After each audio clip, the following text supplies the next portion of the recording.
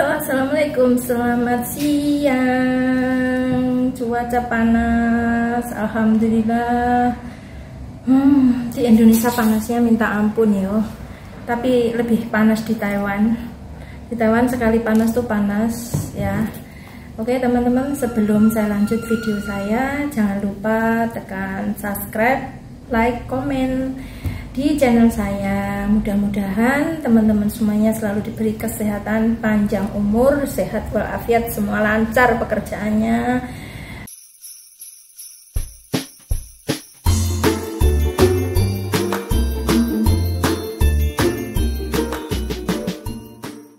Oke, hari ini aku lagi santai aja. Oke, kebetulan saya mau kasih tahu ke teman-teman ya. Alhamdulillah sekarang Lose udah pulang, udah ganti suasana, mungkin ganti penampilan. Alhamdulillah saya setelah pulang sudah berhijab. Insya Allah akan berhijab seterusnya. Semoga istiqomah ya, minta doanya buat teman-teman juga. Saya selalu diberi kesehatan, panjang umur juga ya, dan lancar kerjaannya. Ini saya lagi di rumah, nggak ngapa-ngapain. Jadi kegiatannya ya ngurusi, kadang tanya jawab masalah mbak-mbak TKW, calon PMI lah ya, yang mau proses lewat saya. Banyak sekali juga teman-teman yang menanyakan ke saya prosesnya gimana. Mungkin yang di Taiwan ya khususnya, mungkin yang mau pindah majikan, itu kan kadang saya live di TikTok ya. Itu banyak teman-teman yang menanyakan proses pulang putus kontrak itu gimana, terus didenda apa enggak, dari PRT pindah ke pabrik atau ke Jompo kena denda apa enggak. Ada juga yang menanyakan kalau cuti biayanya berapa. Ada juga yang menanyakan kalau proses di Indo pabrik cepet ada job enggak, kayak gitu. Pokoknya banyak sekali teman-teman yang menanyakan ke saya. Hanya saja sekarang gini ya, permasalahan pabrik yang sekarang ini banyak peminatnya ya. Jadi teman-teman mungkin yang udah masih muda, yang umurnya masih muda itu pada punya keinginan ya, setelah kerja di PRT itu punya keinginan pengen pindah pabrik.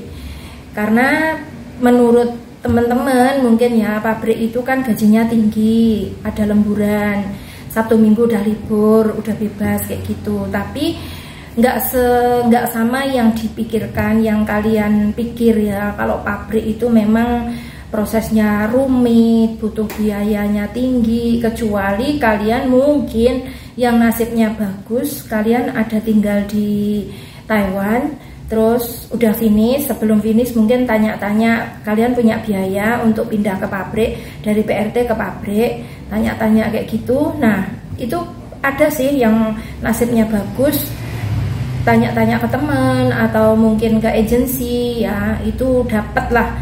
Nasibnya bagus ya dapat job di pabrik ya. Tapi nggak semuanya kayak gitu.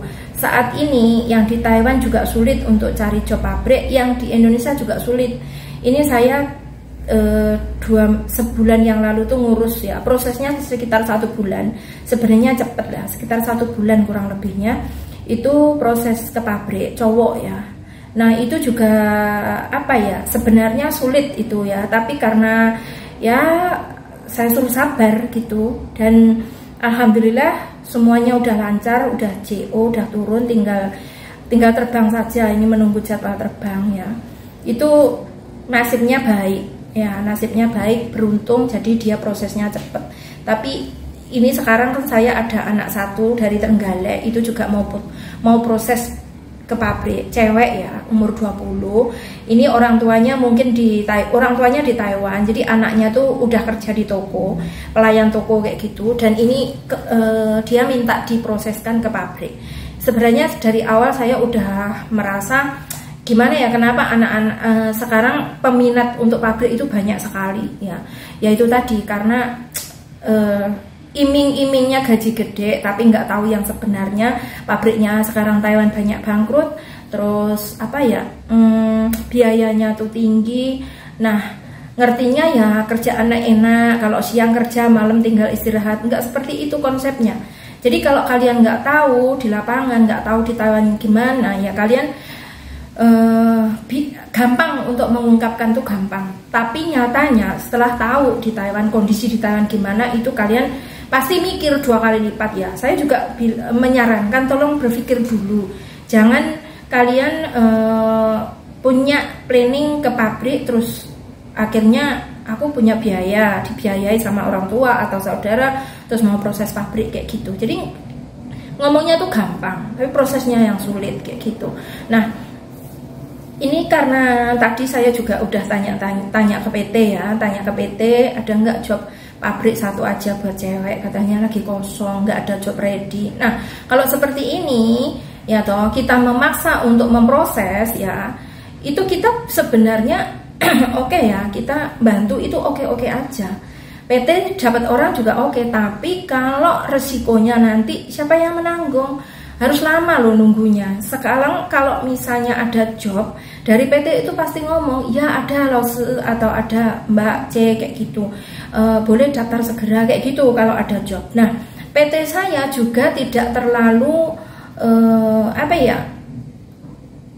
menawarkan atau manis di depan, tidak.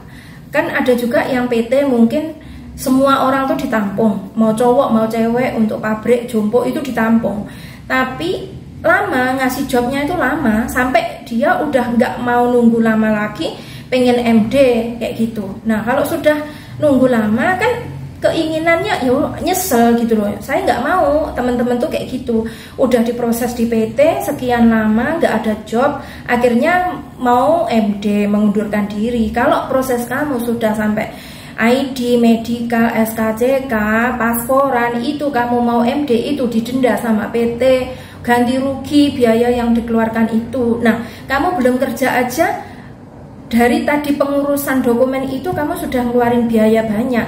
Kenapa kamu sudah menunggu proses, menunggu job, kamu malah MD? Saya nggak mau seperti itu ya, kasihan.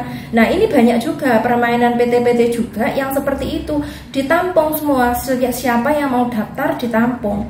Kalau PRT itu saya rasa butuh sebanyak-banyaknya. Saat ini PRT itu butuh banyak. Tapi kalau untuk pabrik, yang di pabrik Taiwan sendiri itu pada di PHK, dipindah, pabriknya bangkrut, nggak ada lembur pada dipindah. Nah, di sana yang pindah itu sulit cari job. Makanya teman-teman jangan mudah terpengaruh, yang di Indonesia terutama, jangan mudah terpengaruh kamu mau daftarnya di pabrik ya. Sementara kalau memang belum ada pengalaman, lebih baik kerja PRT dulu kayak gitu. Nanti kalau udah di PRT 3 tahun misalnya, punya modal, pengen kerja di pabrik, silahkan cari dulu sebelum pulang kayak gitu. Nah, pulang baru kamu daftar, berarti udah bawa pabrik dong, udah bawa info dari Taiwan. Itu insya Allah bisa prosesnya mungkin membantu lebih cepat. Tapi kalau masih belum pernah ada pengalaman dan kamu pertama kali mau pabrik, itu sulit. Ini yang bilang ini bukan saya aja, PT saja yang saya memproses anak-anak saya itu sulit. Padahal kemarin saya yang cowok tak bilangin, tak ceritain itu oke, lolos ya, cowok itu nggak ada 2 bulan dia insya Allah cepet terbang.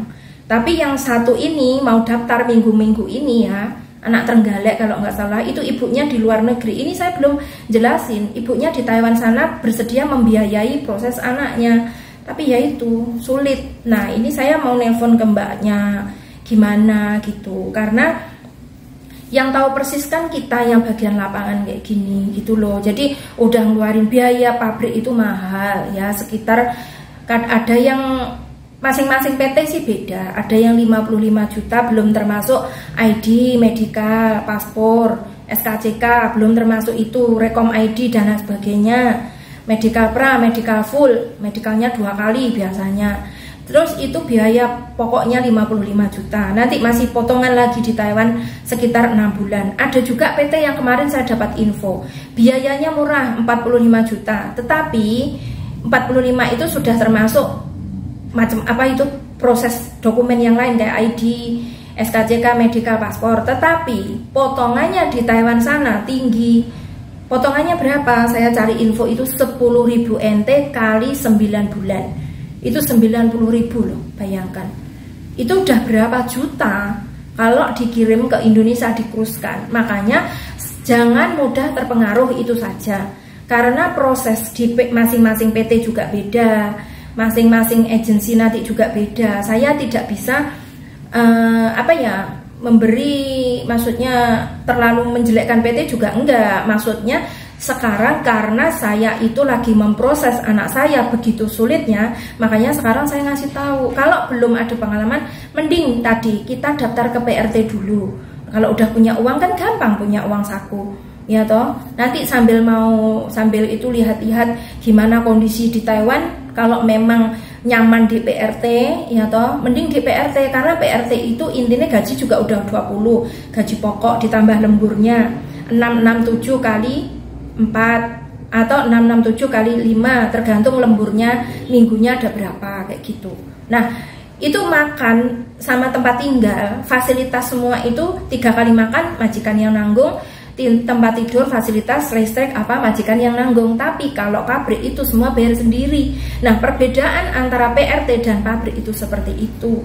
Jadi teman-teman, kalau kalian yang sudah merasakan di Taiwan, di PRT gimana, di pabrik gimana, itu bisa berbicara. Tapi kalau belum pernah ke sana, ya pasti kalian harapannya aku ke pabrik, ya toh? Karena dengarnya itu enak. Ya gitu, gaji gede, lemburnya banyak, Sabtu Minggu libur, malam pagi kerja, malamnya sampai jam 10, kalau ada lembur udah tidur sampai nggak ngurus pasien. Ya, semua pekerjaan itu ada risikonya, semua pekerjaan itu pasti berat ya, tergantung yang menjalani, itu saja ya. Jadi buat teman-teman yang pemula yang mau daftar pabrik, sementara dipikir dulu. Tolong dipikir dulu ya, 2 kali ya, dipikir 2 kali, jangan sampai tergesa-gesa kalian diiming-imingi sama sponsor, sama agent, atau kalau agent sih pasti mungkin ya, tapi diiming-imingi sama sponsor atau saudara yang kenal sama PT itu jangan mudah terpercaya, maksudnya percayalah ya, jangan mudah kayak gitu. Itu suatu permainan aja, kadang-kadang mau cari duit ya, mau cari untung kayak gitu.